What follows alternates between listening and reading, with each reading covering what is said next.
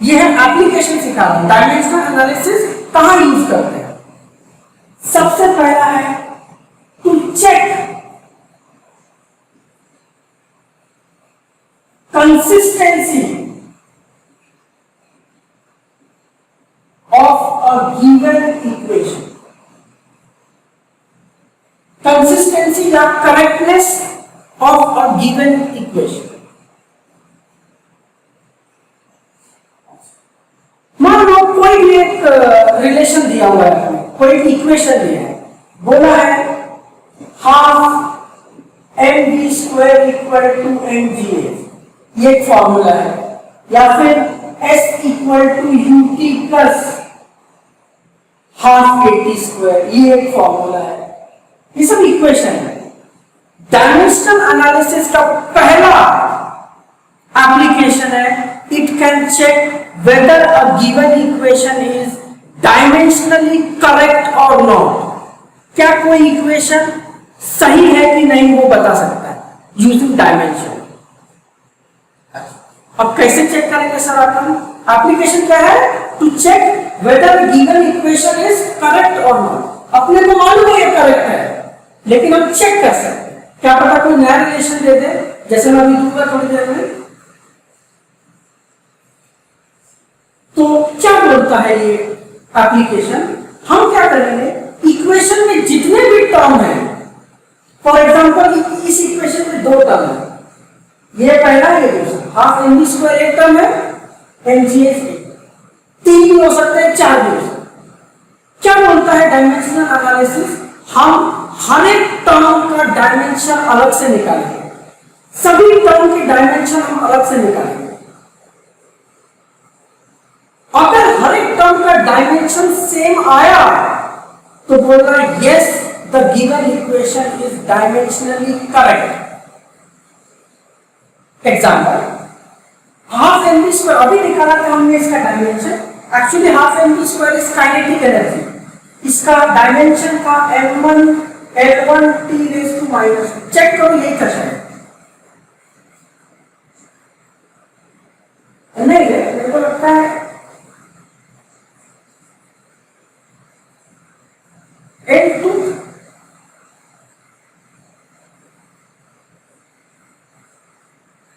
हाँ m1 l2 t raise to minus, yes. And ये भी हमने निकाला है, mgh इज पोटेंशियल एनर्जी, इसका भी डायमेंशन चेक करो सेम आया था, m1 l2 t raise to minus 2। Equation में दो टर्म है, दोनों का डायमेंशन सेम है, बोलने का yes the given equation is dimensionally correct, the given equation is dimensionally correct। ये है पहला एप्लीकेशन, ये भी मैं कराऊंगा तुमको और फिर तुमको सॉल्व करेंगे। ये मैं क्या बोलना चाहता हूं तुमको समझ में आ रहा है? फर्स्ट एप्लीकेशन क्या है, यस और नो? ठीक, nice nice, good good good. ये तो ऑलरेडी किया है, इसको मैं सॉल्व करके बता रहा हूं।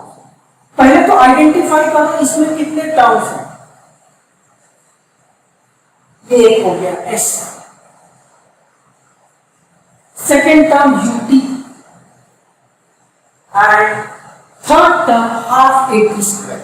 तो मैं तीनों टर्म का अलग अलग डायमेंशन निकालूंगा, सेम आया तो बोलने का yes equation is dimensionally correct. First term लेते हैं सर, फर्स्ट टर्म एस। अच्छा, ये इक्वेशन तुम 9th में पढ़ा है, s equal to U T plus half A T square. इसमें एस इज डिस्प्लेसमेंट। एस क्या होता है? डिस्प्लेसमेंट। तो पहले मैं एस का यूनिट लिख लेता हूं। डिस्प्लेसमेंट का यूनिट होता है metre. S is displacement, unit is metre. इसका डायमेंशन बना लेता हूं सर मैं, एम एल मीटर। इसमें मास का कोई यूनिट नहीं है, एम जीरो। लेंथ का यूनिट है मीटर एंड दैट टू 1। इसमें सेकेंड्स नहीं है, जीरो। m0 l1 t0। इसको तुम शॉर्ट में सिर्फ l1 भी लिख सकते हो, ये भी सही है, ये भी सही है।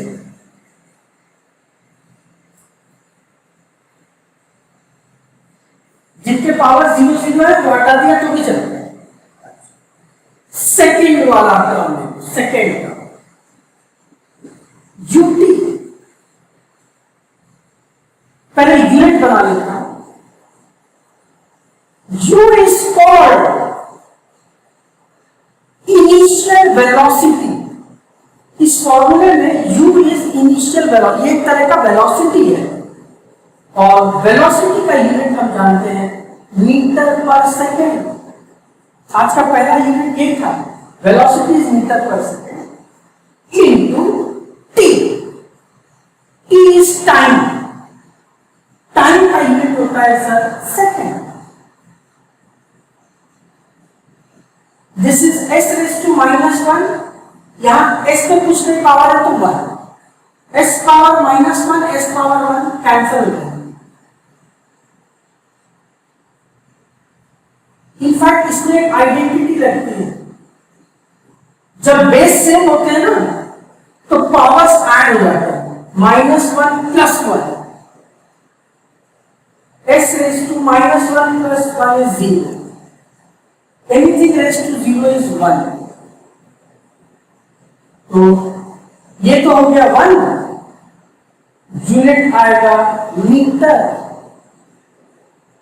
सेकेंड चला गया, यूनिट आ गया मीटर, तो सोचो सर डायमेंशन क्या होगा। डायमेंशन इसमें केजी नहीं है 0, मीटर इज 1, टाइम नहीं है 0, तो डायमेंशन सेम है। अब बस मुझे थर्ड टर्म का डायमेंशन चेक करना है।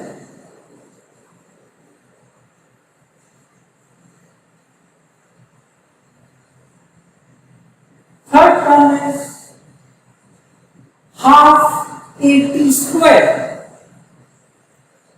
हाफ का कोई यूनिट नहीं होता, मैंने बताया कांस्टेंट्स का कोई यूनिट नहीं। A is acceleration, acceleration is metre per second square, acceleration is metre per second square into t, t is time, second और ऊपर स्क्वायर,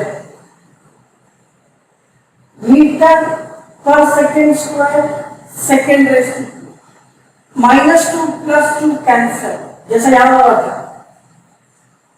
यूनिट क्या है मीटर, मतलब डायमेंशन होगा m0 l1 t0। क्या देखा हमने, तीनों टर्म का डायमेंशन सेम लिखने का, therefore the given equation is dimensionally correct. Next formula है v² - u² = 2ax। check whether the given equation is dimensionally correct or not।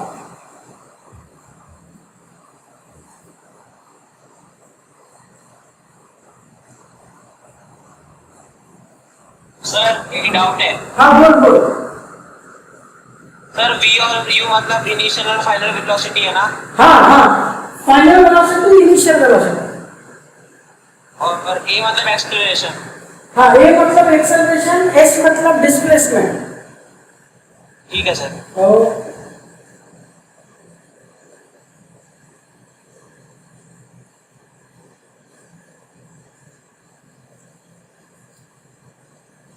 इसमें टोटल 3 टर्म है, first, second, third.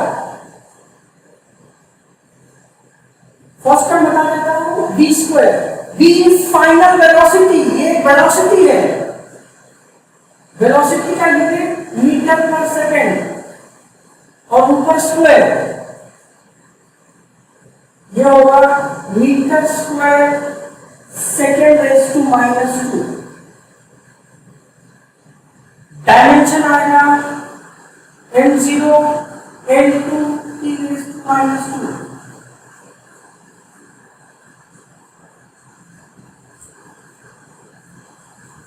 In fact u square का भी same रहेगा, वो भी तो velocity है।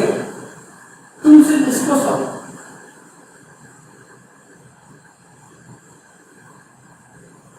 और चेक करो इसका डायमेंशन सेम आ रहा है।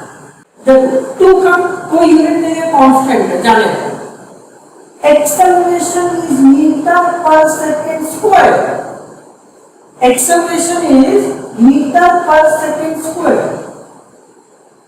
ये जो कैपिटल एस है ये सेकेंड्स नहीं है, this is displacement.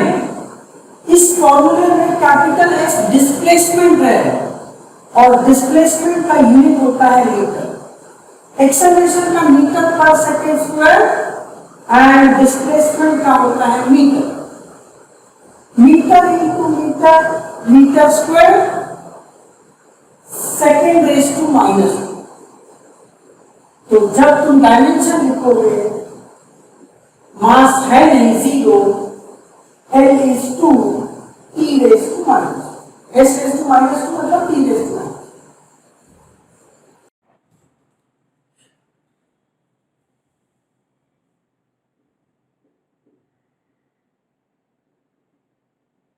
Dimensional analysis application 2। पिछली बार हम लोगों ने पहला एप्लीकेशन देखा था to check whether a given equation is dimensionally correct और नॉट। कोई इक्वेशन दिया है वो डायमेंशनली करेक्ट है कि नहीं वो चेक करते थे, वो पहला एप्लीकेशन। आज हम दो और सीखेंगे। अभी जो मैं सिखाने जा रहा हूं ये सबसे इंपॉर्टेंट है, एग्जाम में ये टॉपिक आएगा ही आएगा, तुम इसको छोड़ नहीं सकते, सीख लो इसको। टॉपिक का नाम है to establish relation between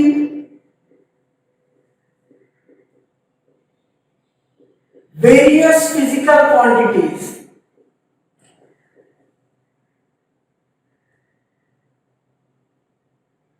two establish relation between various physical quantities मतलब सुनो, पिछले बार क्या था, इक्वेशन दिया था, हम चेक करते थे वो डायमेंशनली करेक्ट है कि नहीं।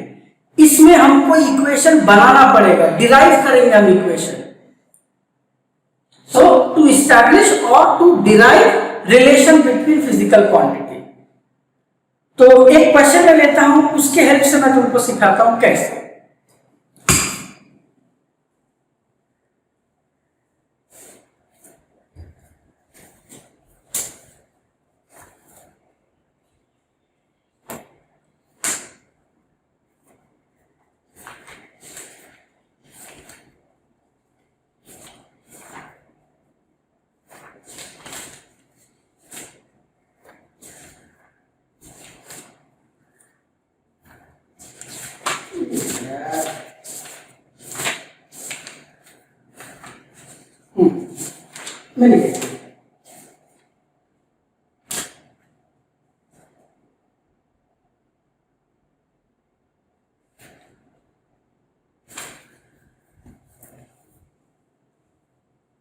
क्वेश्चन है, लिख लो तुम ये साथ साथ।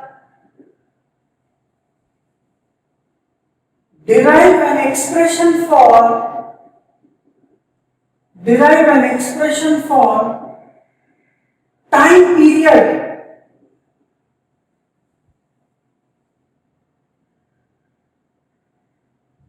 t of a simple pendulum, time period t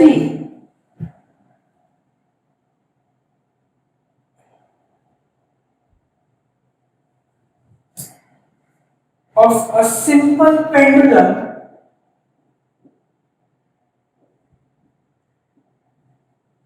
which depends on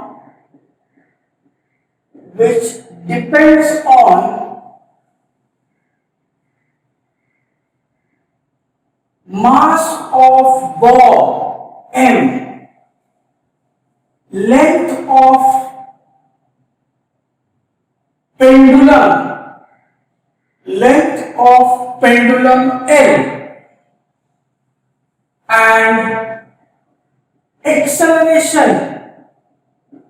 and acceleration due to gravity जी।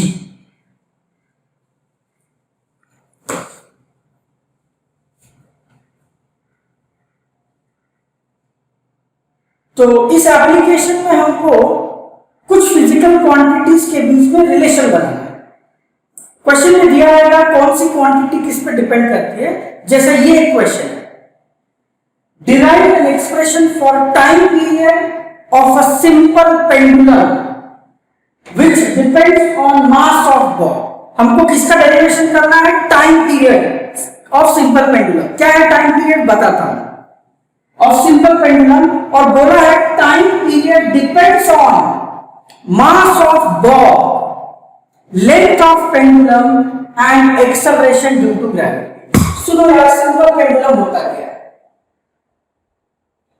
हम एक फिक्स सपोर्ट से, एक स्ट्रिंग से एक कुछ मास सस्पेंड कर देते हैं, इसी को हम बॉब बोलते हैं। ये बॉब हो सकता है या बॉल हो सकता है, पेबल हो सकता है, मार्बल हो सकता है, कुछ भी हो सकता है। एक मास सस्पेंड कर देते हैं।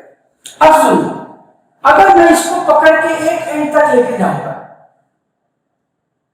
सुनो ध्यान से, मैं टाइम पीरियड बता रहा हूं। इस बॉल को पकड़ के एक एंड पे लेके गया और इसको रिलीज कर दिया। ये बॉल दूसरे एंड पे जाके वापस आएगी। एक एंड पे जाके जब वापस आएगी तो कुछ टाइम लगता है। इस एंड पे रिलीज किया, दूसरे एंड पे जाके वापस आएगी तो कुछ टाइम लगेगा। उसी टाइम को बोलते हैं टाइम पीरियड। टाइम पीरियड मतलब time taken to complete one oscillation. What is one oscillation? एक एंड से दूसरे एंड जाके वापस आना, इसको बोलते हैं one oscillation. To and fro motion, to and fro motion, एक एंड से दूसरे एंड जाके वापस आना, one oscillation. And the time taken for one oscillation is called time period. उसको हम यूजुअली कैपिटल टी से लिखते हैं। उसका डेरिवेशन करना है। आगे के चैप्टर्स में हम सीखेंगे सर, टाइम पीरियड का फॉर्मूला होता है T equal to 2 pi root L by g. But ये हम डिराइव करेंगे। क्या फॉर्मूला है? 2 pi root L by g. अच्छा, अब टाइम पीरियड किस किस पे डिपेंड कर रहा है? तीन चीज पे। मास ऑफ बॉल, ये जो बॉल है इसका कुछ मास होगा, that is m। Length of pendulum से इसको मैं L ले लेता हूं, और एक फैक्टर पे डिपेंड कर रहा है acceleration due to gravity, g। अच्छा, हमको क्वेश्चन में करना क्या है और पेंडुलम क्या होता है, ये कंसेप्ट तुमको समझता है? प्लीज लिख दो यस और नो।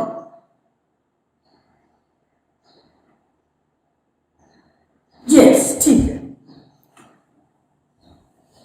अब देखो मैं इसको कैसे डिराइव करने वाला हूं सर।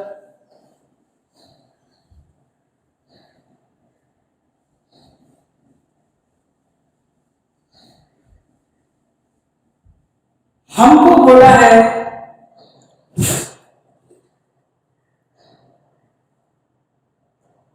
हमारा टाइम पीरियड तीन चीजों पर डिपेंड करता है। क्वेश्चन में बोला है time period depends on 3 quantities. सबसे पहला है mass of ball, length of pendulum and acceleration due to gravity. अब देखो इसको कैसे लिखते हैं, मैं ऐसा लिखूंगा, time period is proportional to पहला क्वांटिटी मास। फिर मैं लिखूंगा time period is proportional to, next क्या दिया था, length of ball L, and time period is proportional to acceleration due to gravity. ऐसा हर क्वेश्चन में दिया रहेगा। जिसका डेरिवेशन करना है वो दो चीजों पे डिपेंड कर सकता है, 3 पे कर सकता है, 4 पे कर सकता है। जितने पे डिपेंड करेगा सब पे ऐसा लिखना, proportional to first, proportional to second, proportional to third.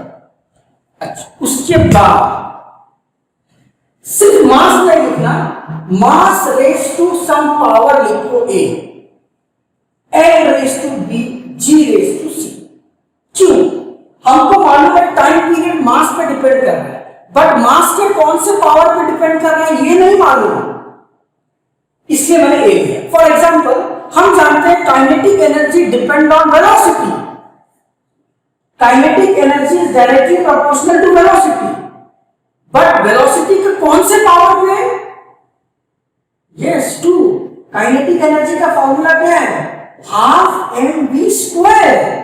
तो kinetic energy is proportional to velocity square. तो जो फॉर्मूला बनने वाला है उसमें मास में क्या पावर आएगा मालूम नहीं। यहां पे जो फॉर्मूला याद है इसमें तुम बोला काइनेटिक एनर्जी में वेलोसिटी पे पावर 2 है, लेकिन टाइम पीरियड में मास पे क्या पावर है तुमको नहीं मालूम। तो एक जनरल वैल्यू ले लो ए। ऐसे ही लेंथ पे भी डिपेंड कर रहा है, लेकिन उसके कौन से पावर पे नहीं मालूम, B and G raise to C. हमारा काम है ये ए बी सी ढूंढना है सर। अब मैं क्या करूंगा, इन तीनों को आपस में कंबाइन कर दूंगा सर। तो लिखो time period is proportional to m raise to a, l raise to b, g raise to c। तुम अगर ये अलग अलग नहीं लिखते डायरेक्टली भी स्टेप लिख सकता था। क्वेश्चन में दिया है टाइम पीरियड किस पर डिपेंड कर रहा है? Mass, length, acceleration due to gravity, और उनके पावर्स डालना है। अब सुनो, टाइम पीरियड का फॉर्मूला बन गया। अच्छा सुनो, जब हम प्रोपोर्शनलिटी साइन हटाते हैं और इक्वल टू लगाते हैं, आगे एक कांस्टेंट आता है, मैं उस कांस्टेंट को k लिख देता हूं। k m raise to l, a l raise to b, g raise to c। ये मेरा फॉर्मूला बन गया। बस इसमें क्या अननोन है? a b c। अगर ये ढूंढ लिया हो गया काम। तो मेरा एम क्या है समझ जाओ, we need to find A B and C. ये पार्ट क्लियर है? प्लीज लिख दो यस और नो।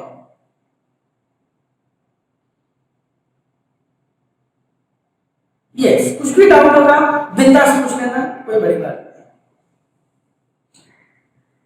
अब सुनो कैसे मैं ए बी सी निकालता हूं। मैं क्या करूंगा सर, इस फॉर्मूले में जितने भी क्वांटिटीज दिख रहे हैं तुमको, हम सबका डायमेंशन लिखेंगे और उनको मिक्स करके सॉल्व करेंगे। देखो कैसे। सबसे पहले लेफ्ट हैंड साइड में है time. T is time period. Time period का डायमेंशन क्या होगा? यूनिट लिख लो तब तुमको समझेगा।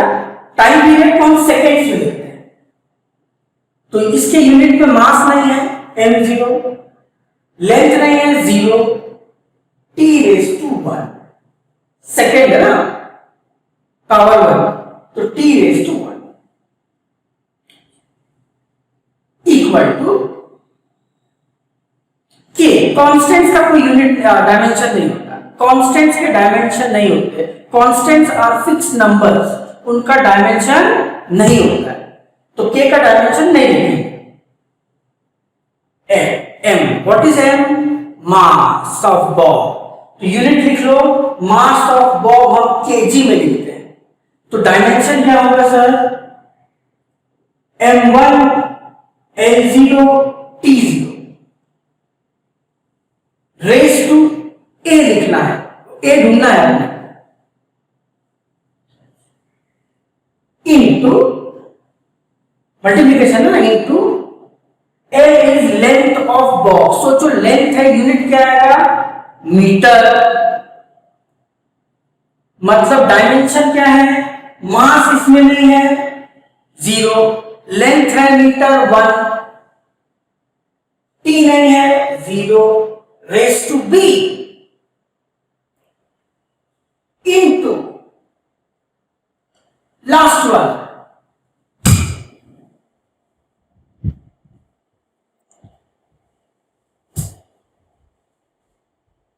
जी।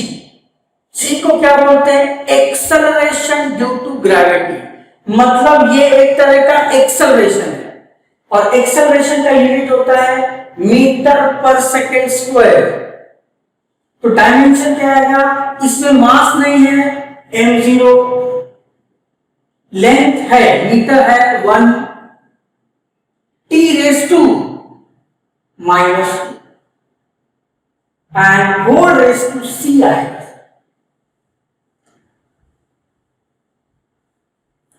ये स्टेप क्लियर है? प्लीज लिख दो यस और नो।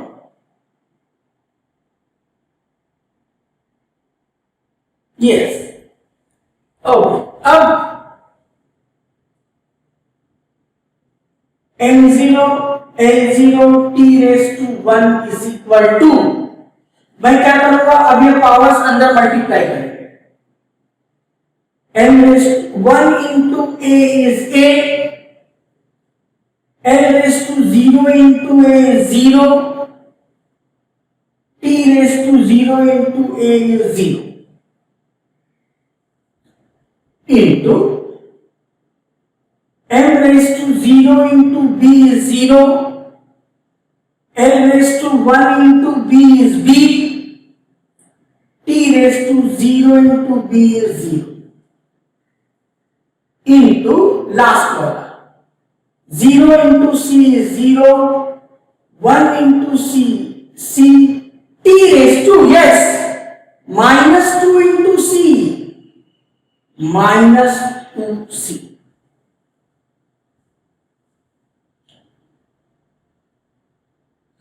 अब देखो sir, m raised to 0 l0 t1 is equal to, yes, अब मैं इन तीनों ब्रैकेट को क्लब कर रहा हूं एक साथ। m raised to, ध्यान दो यहां बीच में मल्टीप्लीकेशन है, अगर बेस सेम होता है और बीच में इंटू होता है तो सारे पावर्स ऐड हो जाते हैं। एक आइडेंटिटी है a raise to m into a raise to n equal to a raise to m plus n। तो ये m और ये m तीनों में मल्टीप्लीकेशन है, तीनों के पावर ऐड हो जाएंगे। a plus 0 plus 0 a, l raise 0 plus b plus c b plus c, t raise to 0 plus 0 plus minus 2c is minus 2c। तीनों डायमेंशन को एक सिंगल में लिख दिया। क्यों लिखा सिंगल में? अब मैं इनको कंपेयर कर सकता हूं। यहां भी MLT के सिंगल डायमेंशन है, MLT के सिंगल डायमेंशन है, तो हम कंपेयर कर सकते हैं। ये स्टेप तक क्लियर है? यस नहीं। पहला क्वेश्चन है, थोड़ा मैं धीरे बोल रहा हूं। यस, ठीक। अब मैं कंपेयर करूंगा सर, m का पावर इधर और m का पावर इधर कम इक्वल, यहां है 0 और यहां m का पावर है a का वैल्यू आ गया 0, एक वैल्यू आ गई। अपना काम है a b c ढूंढना, a आ गया सर। अब l के पावर कंपेयर करो, l के, यहां l का पावर 0, यहां l का पावर b प्लस c, एक और बचता है t का पावर है इधर 1 और इधर है माइनस 2c।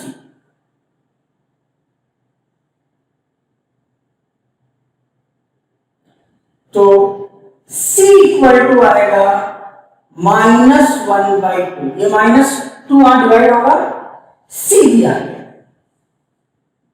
c आया -1/2, वो वैल्यू में यहां पुट करूंगा तो b आ जाएगा।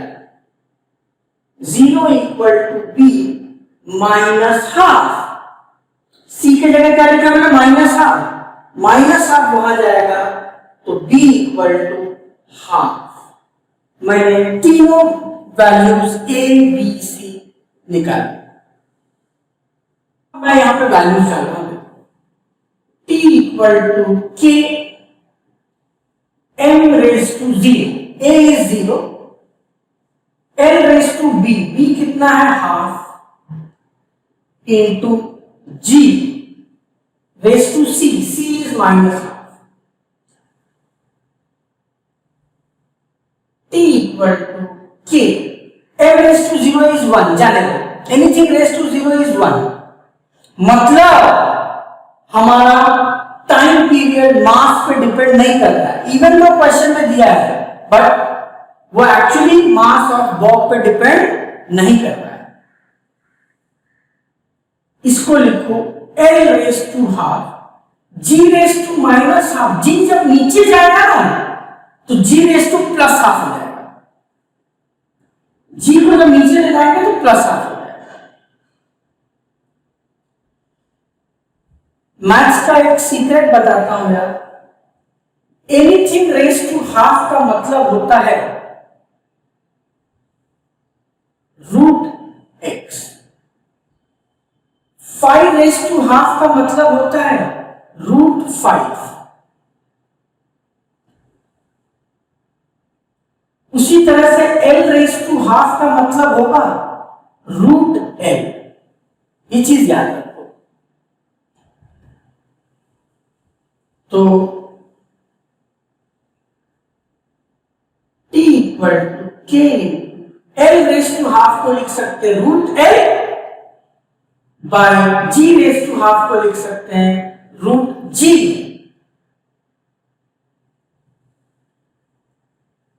Therefore, T is equal to K, रूट L बाय रूट G को हम कंबाइन लिख सकते हैं root L by G।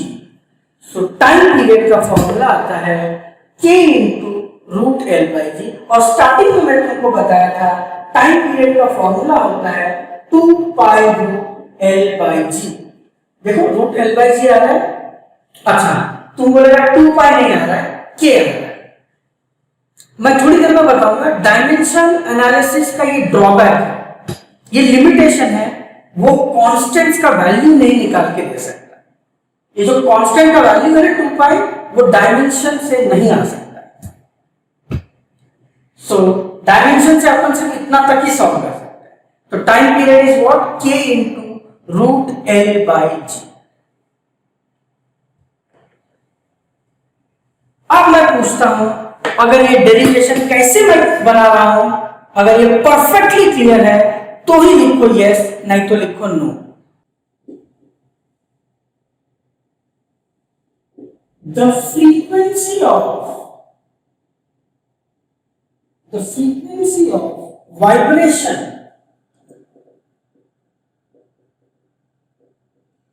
New, ये सिंबल को बोलते हैं न्यू, फ्रीक्वेंसी को न्यू से लिखते हैं, of a string depends on the frequency of vibration nu of a string depends on length L of string। Length पे डिपेंड करता है बोला है। टेंशन, यस भारी चीज है ये, tension T in string and mass per unit length, m। derive the formula for nu, frequency का फॉर्मूला डिराइव करो। Very very interesting, very important question, बहुत कुछ इसमें तुमको पता चलेगा आज। Derive formula for frequency, new का फॉर्मूला बनाना। सुनो, सबसे पहले तो हम समझते हैं कि हमारा फ्रीक्वेंसी किस किस पे डिपेंड कर रहा है। Frequency of vibration nu depends on length, मतलब इनवर्सली प्रोपोर्शनल टू पहला क्वांटिटी है लेंथ, रेस टू पावर ले लो। नेक्स्ट किस पे डिपेंड करता है, tension, capital T raise to B। याद रहे यहां पर कैपिटल T टेंशन है, टाइम पीरियड नहीं है। एंड तीसरा किस पे डिपेंड कर रहा है, मास पर यूनिट लेंथ, मास per unit length m, power ले लो C। तीनों को मैं कंबाइन करूंगा, nu is proportional to frequency is proportional to L raise to A, T raise to B, M raise to C। Tension क्या है और मास per unit length क्या है बताता हूं मैं 2 minute. Nu equal to, proportionality sign हटाओ, इक्वल टू लाओ, आगे क्या आएगा constant. Nu equal to K, L raise to A, T raise to B, M raise to C। ये हमने फ्रीक्वेंसी का फॉर्मूला बना दिया। बस इसमें 3 अननोन है, A, B, C, वही मैं ढूंढने वाला। यहां तक मैं क्या बोला, अगर तुमको परफेक्टली क्लियर है तो ही यस लिखना, नहीं तो नो लिख दो। ठीक, अब क्या बोला था मैं, एबीसी ढूंढने के लिए हर एक क्वांटिटी का डायमेंशन हम लिखेंगे। पहला है new, what is new? Frequency. पिछले बार मैंने फ्रीक्वेंसी का फॉर्मूला बताया था तुमको, frequency is 1 by time period, तो यूनिट क्या आ जाएगा 1 बाय सेकेंड पर सेकेंड। फ्रीक्वेंसी का यूनिट होता है पर सेकेंड, इसी को हर्ट्ज भी बोलते हैं, हर्ट्ज। यस, तो फ्रीक्वेंसी का यूनिट है पर सेकेंड। डायमेंशन क्या होगा, इसमें मास नहीं है 0, L नहीं है 0, T raise to -1 equal to K। K is constant, कोई डायमेंशन नहीं होता, जाने दो। Next is L, what is L जरा ढूंढो। L is length of string. Length को हम किसमें मेजर करते हैं? मीटर। फ्रीक्वेंसी का यूनिट क्या बताया मैंने? पर second. Length is metre. Metre मतलब उसमें मास नहीं है, लेंथ है 1, टाइम नहीं है, एंड पावर इज 8। अब सुनो जरा ध्यान से, next is T। T is tension.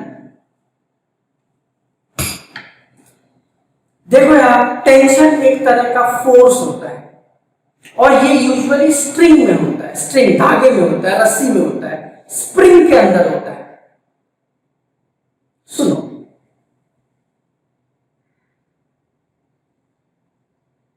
मान लो एक स्ट्रिंग से तुमने कुछ पत्थर बांध के रखा है, तो ये पत्थर जो है नीचे इसका वेट रहता है और इस पत्थर को स्ट्रिंग के साथ पकड़ के रखने के लिए स्ट्रिंग के अंदर एक फोर्स आ जाता है। ये हम सीखेंगे लॉज ऑफ मोशन में, डिटेल में पढ़ाऊंगा। ये कौन है? बॉडी। बॉडी का वेट कहां होता है? नीचे। Weight is always vertically downwards, ये 9th पढ़ा है हमने। बॉल कहां जाना चाहती है? नीचे।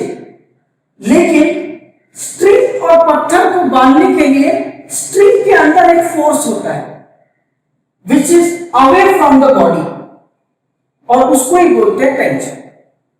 अभी के लिए फिलहाल इतना याद रखो, टेंशन इज द फोर्स। और ये कहां एग्जिस्ट करता है? रोप में, स्ट्रिंग में, वायर्स में, स्प्रिंग में, इनमें टेंशन आता है। पूरा डिटेल हम पढ़ेंगे लॉज ऑफ मोशन। ठीक, तो अभी हमने क्या सीखा? Tension is a force. अब फोर्स का डायमेंशन में पिछले बार बताया था तुमको। फोर्स कैसे लिखते हैं अपन? Mass into acceleration. Mass is kg, acceleration is metre per second square. So tension का डायमेंशन होगा m1 L1 t raise to -2, L1 t raise to -2 raise to b। And सबसे भारी जरा देखो, ये है मास पर यूनिट लेंथ। बच्चे इसको मास पढ़ते हैं ना, तो ऐसा लिख के आते हैं m1 L0 T0। मास का पावर 1 डाल देते हैं, देखो सर, अगर सिर्फ मास बोलेगा ना तो ये सही है m1, but it is mass per unit length. जैसे पिछले बार मास का बॉब बोला था, सिर्फ मास बोला था तो मैं डायमेंशन ले लिया था, m1 लेंथ नहीं था, टाइम नहीं था, but this is mass per unit length, मतलब एक्चुअली इसका यूनिट होगा, here this m is mass पर मतलब अपॉन लेंथ,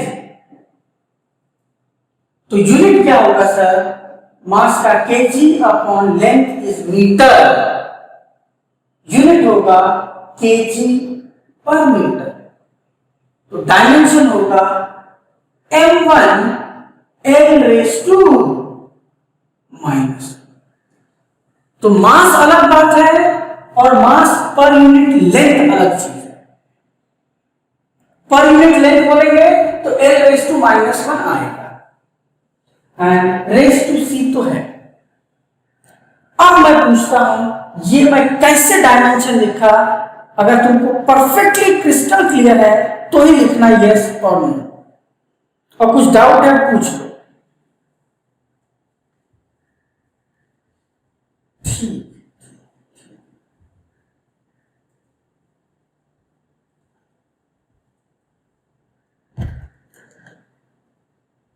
अब इसको मैं सॉल्व कर रहा हूं, ध्यान दो, m0 l0 t raise to -1, इसको कुछ नहीं करते, यहां पर पहले मैं पावर्स अंदर मल्टीप्लाई करूंगा और बाद में क्लब करूंगा। मल्टीप्लाई करो, 0 into a 0, 1 into a is a, 0 into a is 0, into m raised to 1 into b is b, 1 into b is b, t raised to -2 into b, -2b, into m raised to 1 into c is c, l raised to -1 into c, and t raised to 0. अब देखो magic, m0 l0 t raised to -1 equal to, अब मैं club करूंगा, सारे m के powers add करूंगा, 0 plus b plus c, b plus c, सारे l के पावर्स ऐड करूंगा, a plus b minus c, a plus b minus c, सारे t के पावर्स में कंपेयर करूंगा, ऐड करूंगा, 0 -2b 0 -2b। अब मैंने सिंगल सिंगल डायमेंशन में कन्वर्ट कर दिया। यहां तक क्लियर है, यस नो?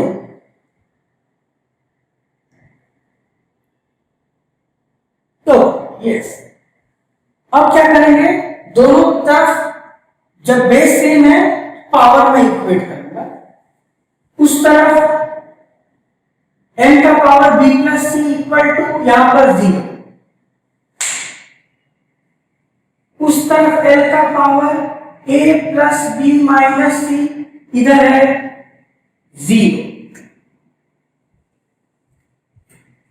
यहां 2 का पावर -2b, यहां 2 का t का पावर -1।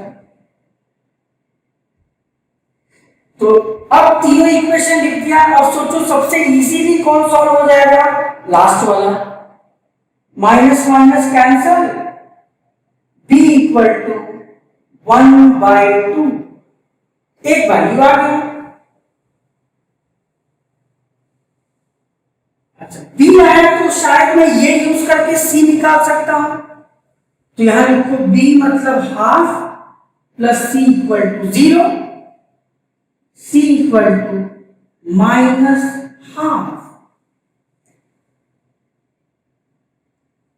b आ गया, c आ गया, यहां पुट करेंगे तो ए भी आ जाएगा, पुट करो a plus b is half minus c is minus half,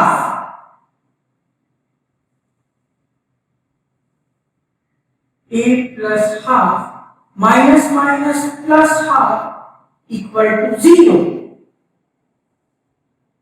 a plus half is 1, a plus 1 is 0, therefore a आता है -1, a इज -1। तो तीनों वैल्यू आ गई अपने पास, a -1, b half, c -half. अगर यहां तक तुमको सब कुछ समझ में आ गया है, प्लीज एक बार लिखो यस और नो। अब मैं फॉर्मूला बनाऊंगा। यस, ठीक है। प्लीज ये पार्ट कॉपी कर लो, ये वाला पार्ट, उसको बाद में लिखना, पहले ये कॉपी कर लो फटाक से।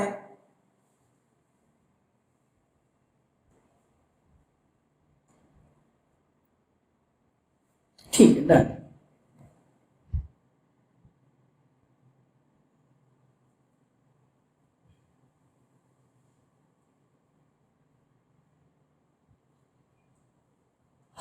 अब देखो क्या चल रहा है लाइफ में, म्यू इक्वल टू के ऐसी रहेगा, के का वैल्यू हम निकाल नहीं सकते, ये डायमेंशन एनालिसिस का लिमिटेशन है।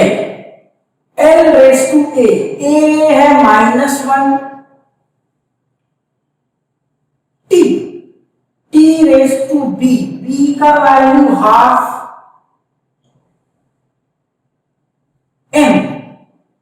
m raise to c is -half.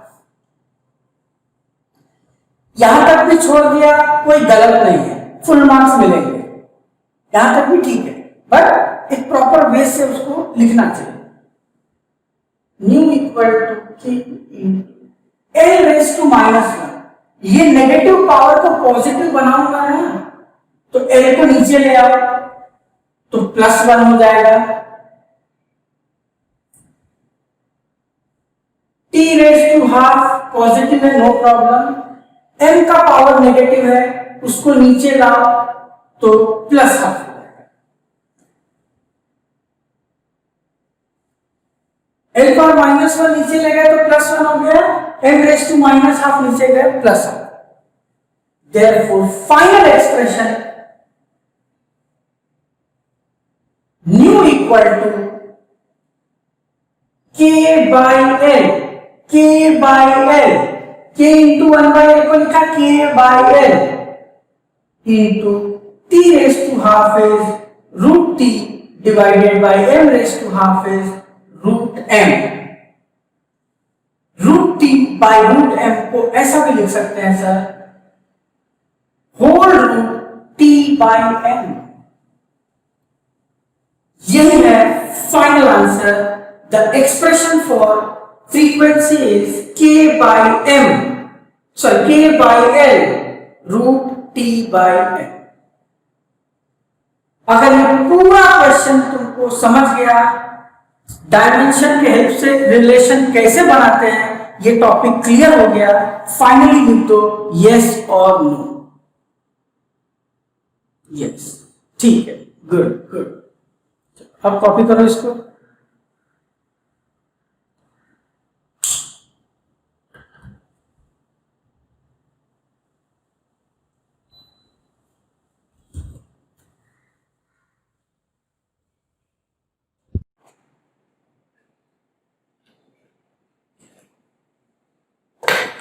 Dimensional analysis, third application.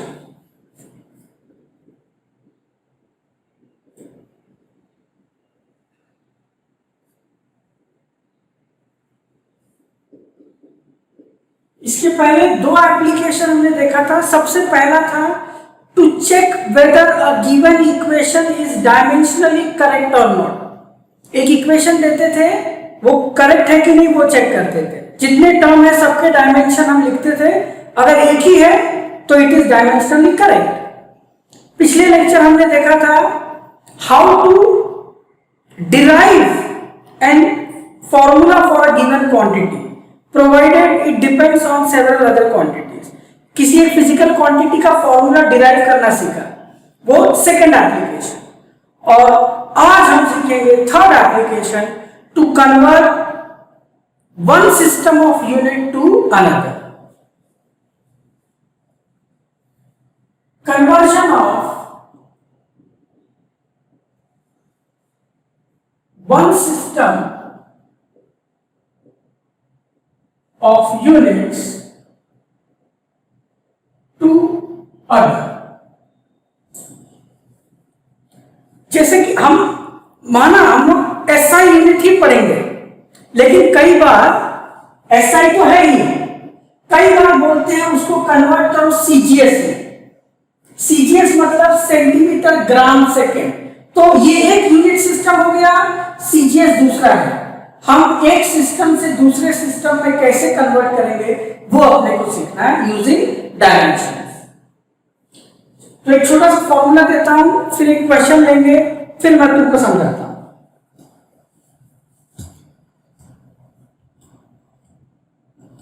N2 equal to N1 into M1 by M2 raised to A, L1 by L2 raised to B, T1 by T2 raised to C। Formula लिख लो, कैसे use करेंगे बताता हूं। Question है convert 1 Newton into dyne। Convert 1 Newton into dyne।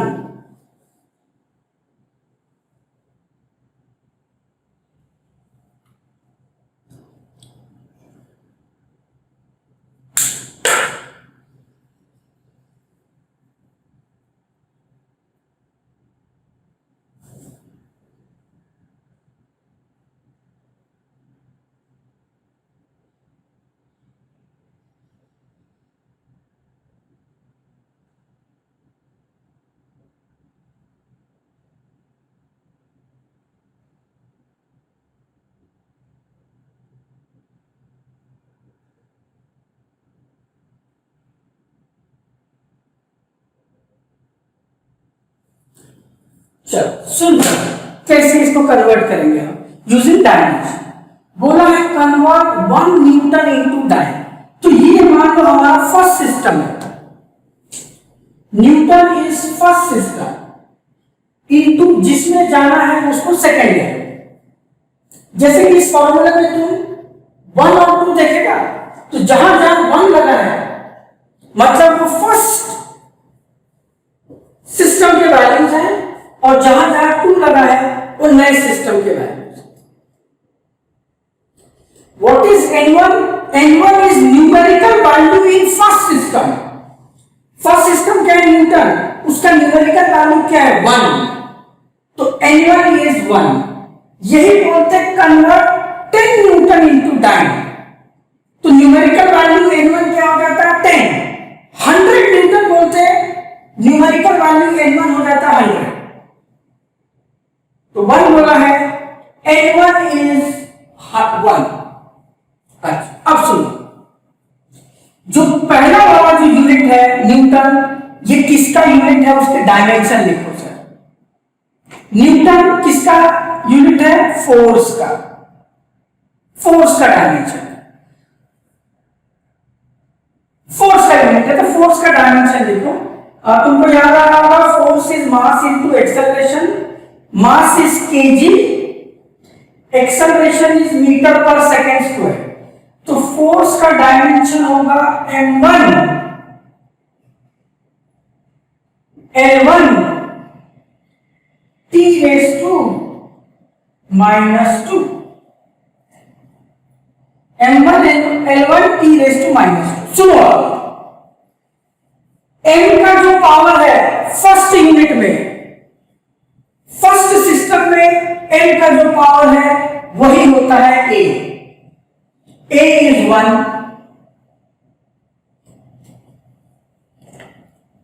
First system में जो L का power है वो b एंड फर्स्ट सिस्टम में जो t का पावर है वो है -2।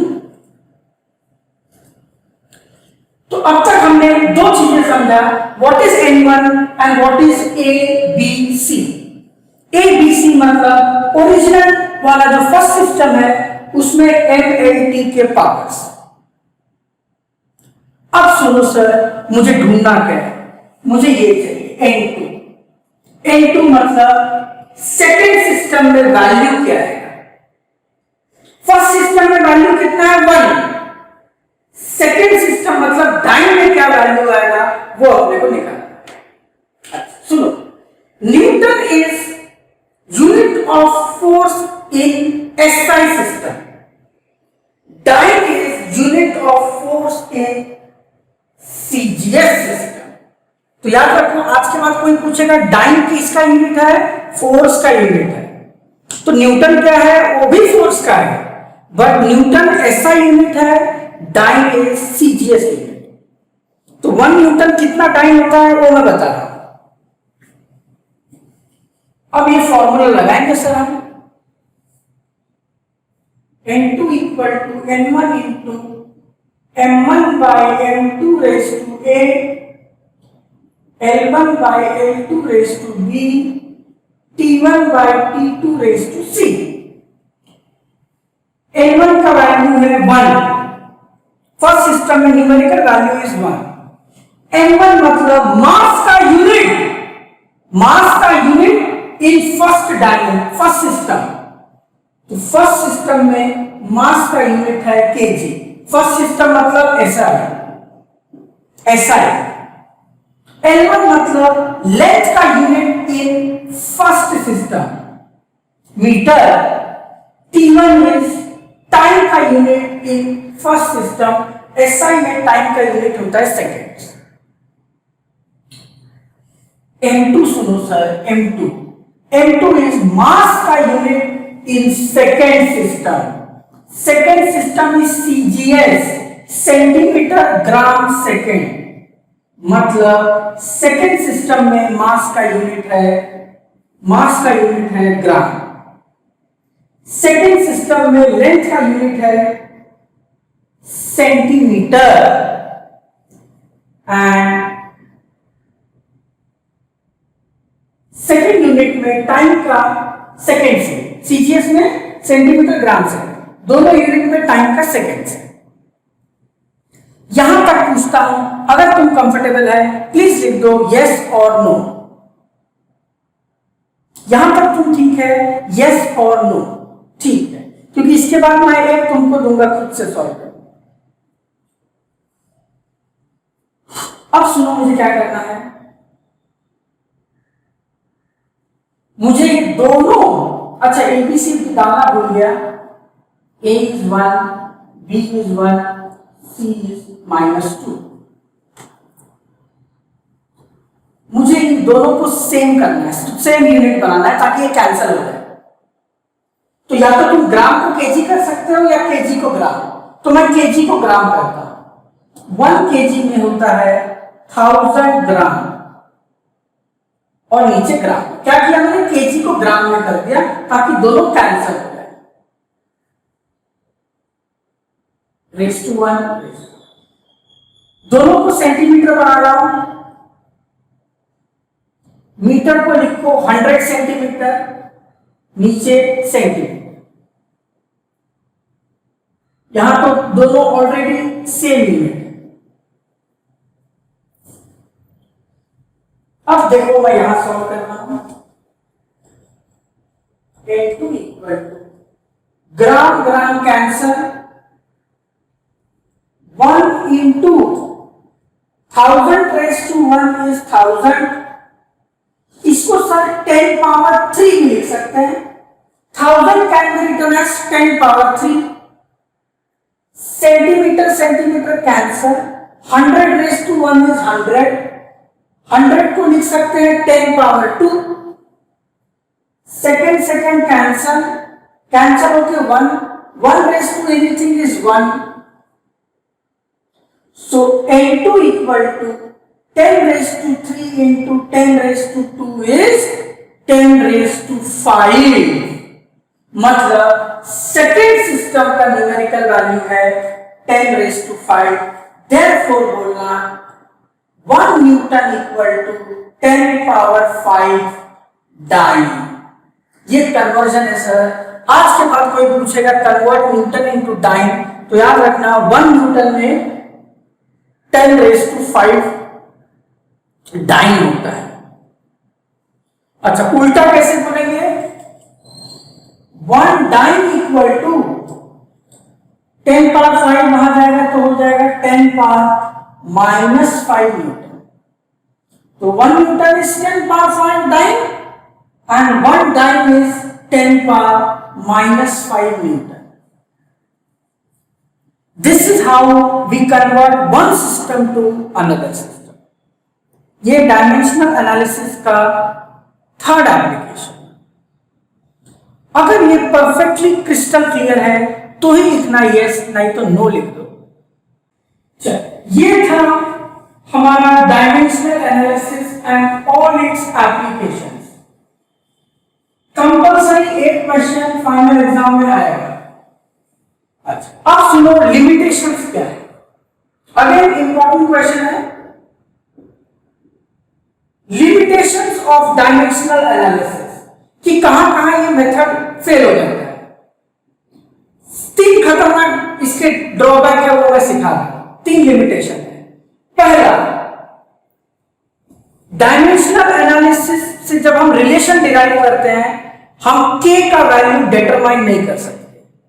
फॉर एग्जांपल, जब हमने सिंपल पेंडुलम का एक्सप्रेशन डिराइव किया था तो k रूट l बाई जी आया था। यस, ये आया था। Time period of simple pendulum जब हमने फॉर्मूला डिराइव किया डायमेंशनल एनालिसिस से तो यहां पर k आया था, उसकी वैल्यू हम डायमेंशनल एनालिसिस से नहीं निकाल सकते। So first drawback is dimensions can not find the value of constants in an equation. Second, dimensional analysis किसी भी इक्वेशन का करेक्टनेस चेक करता है, but the correctness is only in terms of dimension. ये जरूरी नहीं है कि वो relation exact relation, it can be dimensionally correct but it is the exact relation, ये हम नहीं बोल सकते। फॉर एग्जाम्पल, हमने काइनेटिक एनर्जी का फॉर्मूला लिखा था हाफ mv²। यहां पर तुम काइनेटिक एनर्जी का डायमेंशन लिखो और यहां पर mv² का डायमेंशन लिखो, दोनों को बताएगा कि सेम है। So the equation is dimensionally correct, but जो गिवन रिलेशन वो एग्जैक्टली करेक्ट है वो नहीं बोल सकता। फॉर एग्जांपल, अगर ये 3/2 होगा ना तो भी ये बोलेगा डायमेंशनली करेक्ट है। अगर मैं यहां पे 25 लिख दूं तो भी बोलेगा करेक्ट है। क्यों? नंबर्स का डायमेंशन होता ही नहीं है। तो ये बार बार ये मेथड काइनेटिक एनर्जी और mv² को कंपेयर करेगा। अगर क्वेश्चन ऐसा आता है check whether this equation is correct और नॉट, तो विद डायमेंशन बोलेगा कि ये करेक्ट है। यस, ये करेक्ट है in terms of dimension, but it is not the exact relation. Exact relation क्या है? Half mv²। तो हाफ की जगह कुछ और ले रहा हूं तो भी करेक्ट आ रहा है, ये इसका ड्रॉबैक है। एंड सबसे last, it can not distinguish between the quantities having same dimension. तुमको जब मैंने सारे डायमेंशन लिखने दिए थे ना, तो टेबल में देखो कुछ लोगों के डायमेंशन सेम है। For example, m1 l1 t raised to -1। अगर तुम देखोगे तो ये दो लोगों का ये सेम डायमेंशन है। तुम चेक करो, मोमेंटम का भी यही डायमेंशन है और इंपल्स का भी सेम डायमेंशन है। मोमेंटम और इंपल्स दोनों का सेम डायमेंशन है। सो यहां पर डायमेंशनल एनालिसिस फेल हो जाता है। ये डिफरेंशिएट नहीं कर सकता कि ये किस क्वांटिटी का डायमेंशन, क्योंकि मोमेंटम में भी सेम आ रहा है, इंपल्स में भी सेम आ रहा है।